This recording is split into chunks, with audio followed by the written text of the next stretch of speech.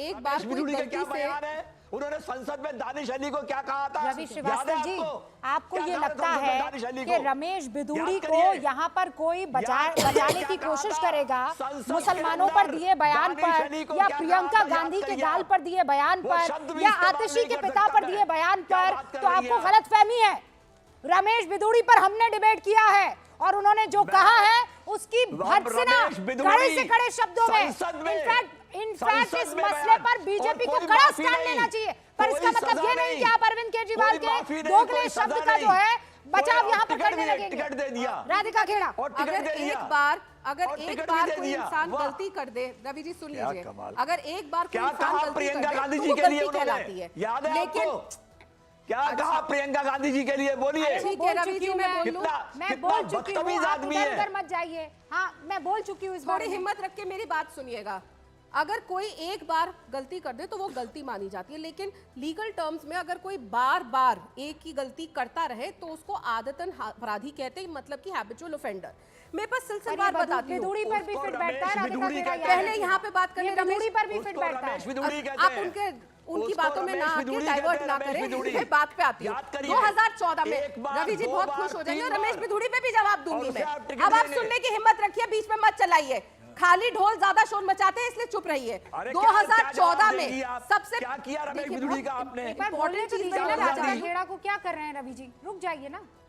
2014 में सबसे पहले इन्होंने बयान दिया अरविंद केजरीवाल ने, और उन्होंने कहा कि यूपी बिहार के लोग दिल्ली पे बोझ है और यहाँ की सुविधाओं के ऊपर बोझ पड़ता है, इसलिए दिल्ली वालों को सुविधाएं नहीं मिलती। 2016 में उन्होंने कहा कि यूपी बिहार के लोग इतना बोझ पड़ चुके हैं हेल्थ सिस्टम पे कि फ्री का इलाज कराने आ जाते हैं और दिल्ली वालों को इलाज नहीं मिलता, इनको भगाओ। फिर उन्होंने एक बयान दिया कि मेट्रो की टिकटें अगर सस्ती हो गई तो मेट्रो में यूपी बिहार के लोग घुस जाएंगे। फिर अमानतुल्लाह जो इनके एमएलए हैं वो कहते हैं कि दिल्ली में यूपी बिहार के लोग बोझ है, अरविंद केजरीवाल चुप रहते हैं, चुप्पी का मतलब समर्थन होता है। फिर कोविड-19 के समय किस तरीके से यूपी बिहार के लोगों को, जो मजदूरों को बेवकूफ बनाने का काम अरविंद केजरीवाल ने किया, वहां पे बसें लगा दी और बोला आपको आपके घर लेकर जा रहे हैं।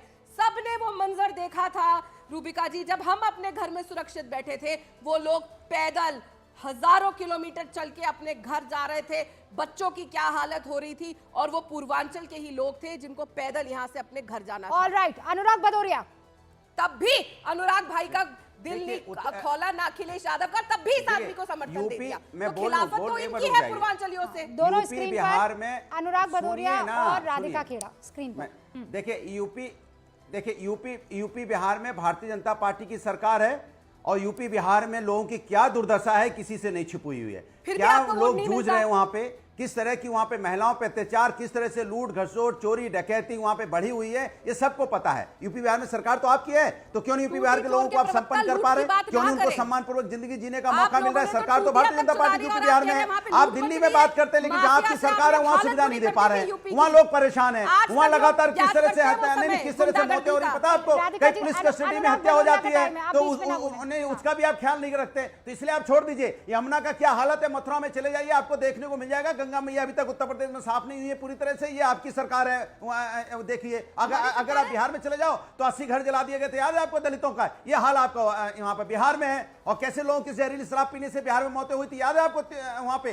तो इसलिए आप यूपी बिहार की बात, यूपी बिहार में आपकी सरकार है, वहां पे आप सम्मान नहीं दिला पा रहे हो, इसलिए आप राजनीति करना चाह रहे हो दिल्ली में आके। जहां यूपी बिहार में सरकार है, यूपी बिहार के लोगों को सम्मान दे दीजिए, कम से कम वहां सम्मान नहीं दे पा रहे आप, इसलिए आप राजनीति कर रहे हो, झूठ बोल रहे हैं। यूपी बिहार को कोई दोगला बोलेगा तो हम बर्दाश्त नहीं करेंगे, लेकिन आप झूठ मत फैलाइए, झूठ मत फैलाइए, इन शब्दों का इस्तेमाल मत कीजिए, क्योंकि आप झूठ बोल रहे हैं, प्रोपेगेंडा है, झूठे हैं, आप माहौल बनाने की कोशिश कर रहे हैं, आप डेवलपमेंट की बात नहीं करते, दिल्ली के लोगों के विकास की बात नहीं करते, दिल्ली लोगों को क्या फैसिलिटी दी आपने उसकी बात नहीं करते। आपने इतने सालों में दिल्ली के लोगों के लिए क्या काम किया बीजेपी सरकार ने, बताइए। आप काम गिनाइए, आप काम नहीं गिना रहे। कभी हमारे इमोशन से खेलते हो, बिहार यूपी के नाम पे आप वोट मांगना चाहते हो, दिल्ली में बिहार यूपी के नाम पे वोट मांगोगे, लेकिन विकास के नाम पे नहीं मांगोगे। बिहार यूपी के लोग आपकी सरकार से परेशान है, बिहार यूपी में, इसलिए बिहार यूपी के लोग आपको वोट नहीं देंगे। कान खोल के सुन लीजिए, बिहार यूपी के लोग दर्द सह रहे हैं आपको सत्ता में लाके। सत्ता में आप है यूपी बिहार में, बिहार में जुगाड़।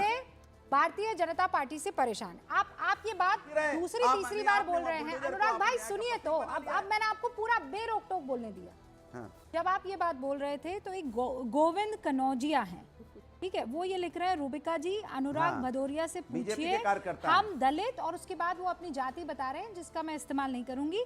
वो ये कह रहे हैं अनुराग भदौरिया जी से पूछिए हम दलित जात से आते हैं, लेकिन इस समय हम सही हैं, दूरदर्शा नहीं है। उस समय दूरदर्शा थी जब हम अखिलेश राज में थे।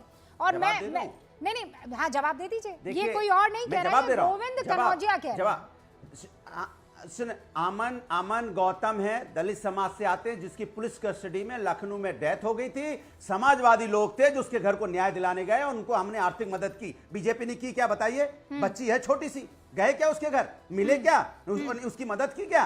मैंने नहीं, अमन गौतम नहीं, अमन गौतम की चलिए बात कर ले, हमने की। हम दूसरी बात भी कर रहे हैं। राम गोपाल मिश्रा की मौत बहराइच में किसकी नाकामी की वजह से हुई? सरकार की नाकामी की वजह से। क्या सरकार ने उसके परिवार के लिए कर दिया? मैं पूछना चाहता हूं, चंदन गुप्ता की मौत हुई थी कासगंज में, क्या उसके परिवार के लिए सरकार ने कर दिया? सवाल यह था कि आप राजनीति तो करना चाहते हैं। और मौर्य जी को जिस तरह से, नहीं, मौर्य जी का जिस लखीमपुर खीरी में एक मौर्य समाज के बच्चे, नहीं, उसका बयान पढ़ के सुनाया है, आपने सुन लिया, ठीक है। अब चूंकि एक